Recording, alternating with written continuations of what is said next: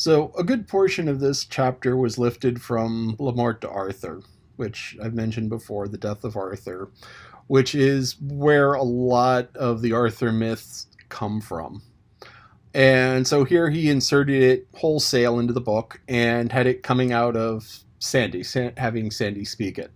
So Sandy here is acting like a narrator, giving expository, though not really useful expository in terms of moving the story along or explaining things, but just saying this is a tale of knights and they fought and didn't fight and gave up, and which is the story essentially of what happened with the boss a couple chapters earlier, where he went up against the knight and his sons, and they all charged at him, and then nothing happened. He didn't attack any of them.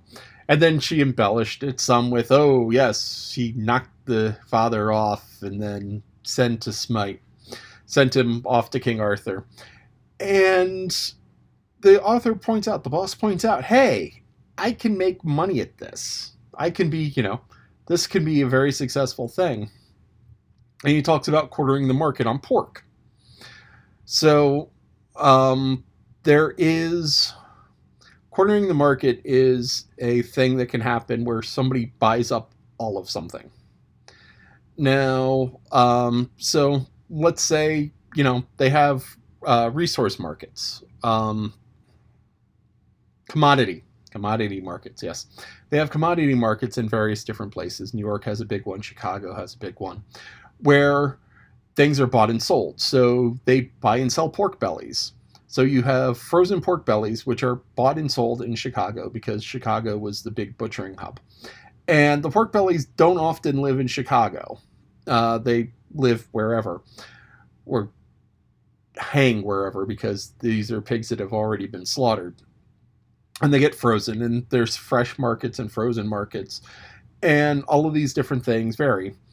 And they're bought and sold. And this has a lot of benefits to people, because farmers can say, okay, I am going to deliver 1,000 pork bellies. I'm going to slaughter 1,000 hogs and sell them to you, and they'll be available in June. And so, he has the pigs lined up, and he can get some of the money now for delivery in June. Or someone can say, hey, I'm making bacon. I need 1,000 pork bellies, but I don't need them now. I need 200 now, 200 in May, 200 in June. So they can order 200, 200, 200 and be guaranteed a price. Because, maybe something happens. Maybe there's a plague. Maybe the pigs don't fatten up right. Hey, maybe the pigs fatten up even more and the price drops.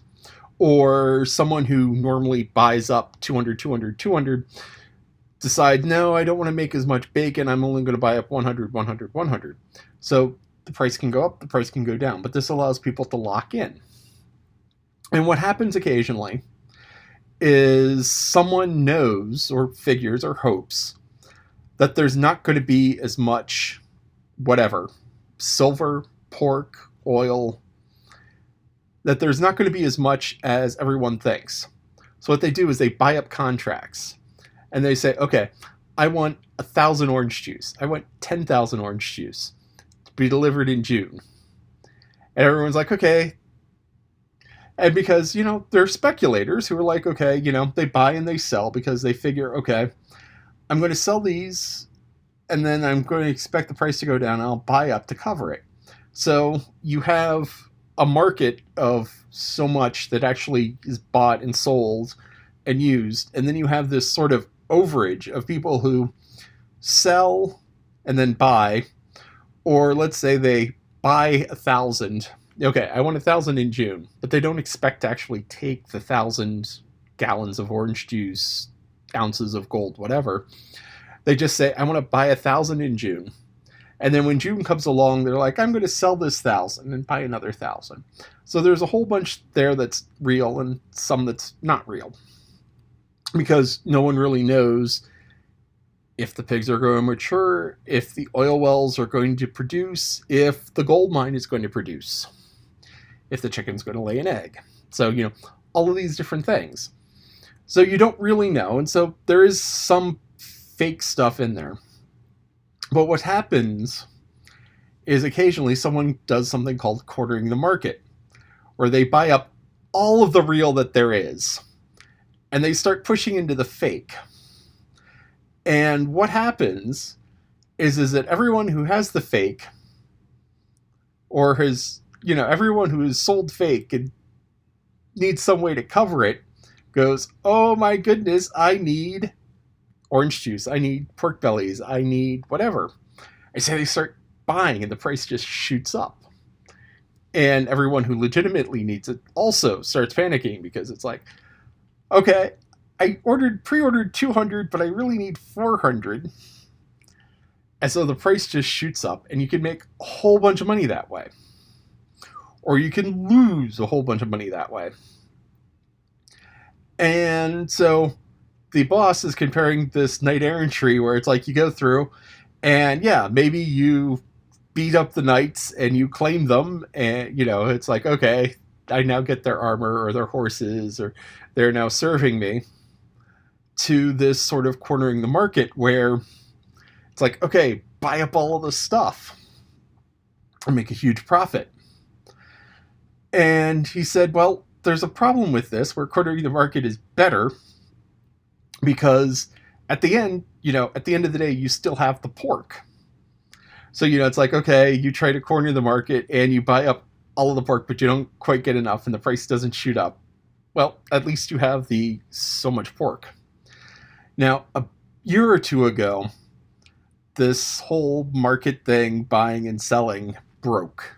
And it broke hard for gasoline and oil.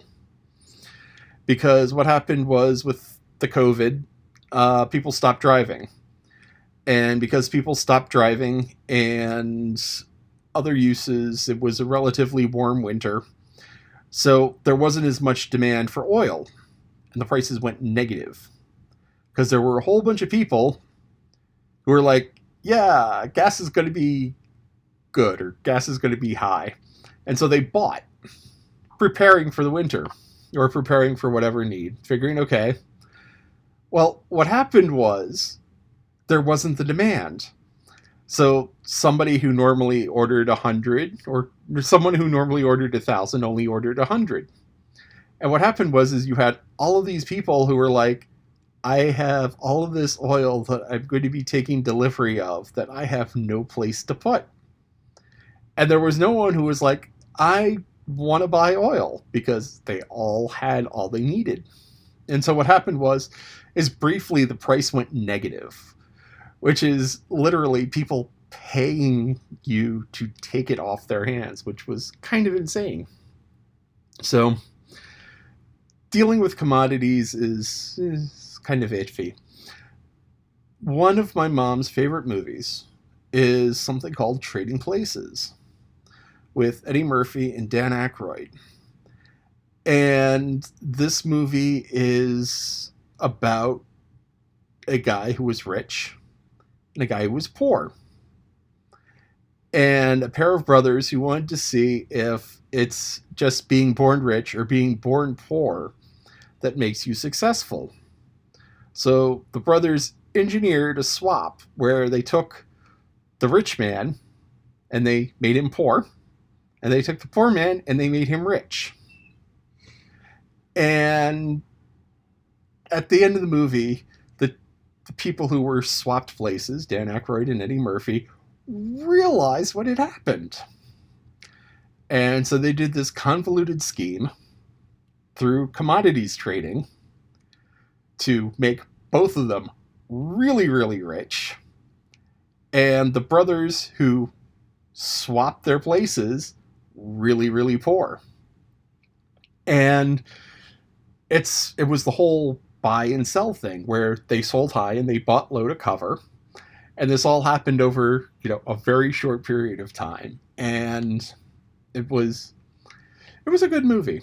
When you're older, we can watch it together and laugh, because it's kind of a grown-up movie, but it's a funny movie. And my mom liked it because after watching it, she finally understood a lot of how the commodities market, or a lot of how business markets work, because it does a really good way of explaining it.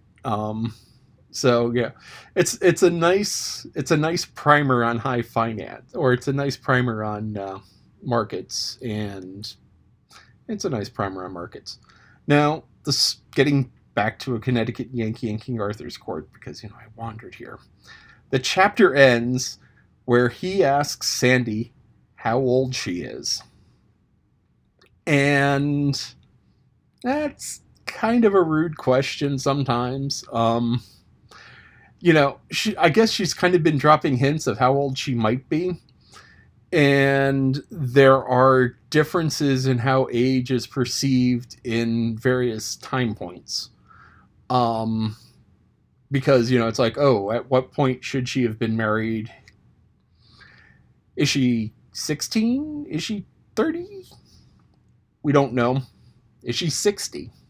Probably not 60. Most people, well, there's kind of a bathtub curve for ages where people died really young and then they lived to be old even back then.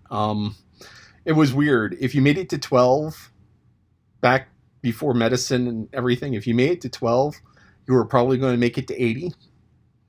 But if you didn't, there was a 50-50 chance that you'd make it to 12. But, if you made it to 12, you'd probably make it to like 80.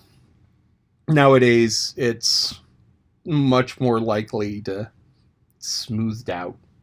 But people live longer on average. So anyway, yeah, it's kind of rude for him to ask her age, and we don't find it. And that's probably a good way to end the chapter, because, you just want to open up the next chapter. But that's not coming yet.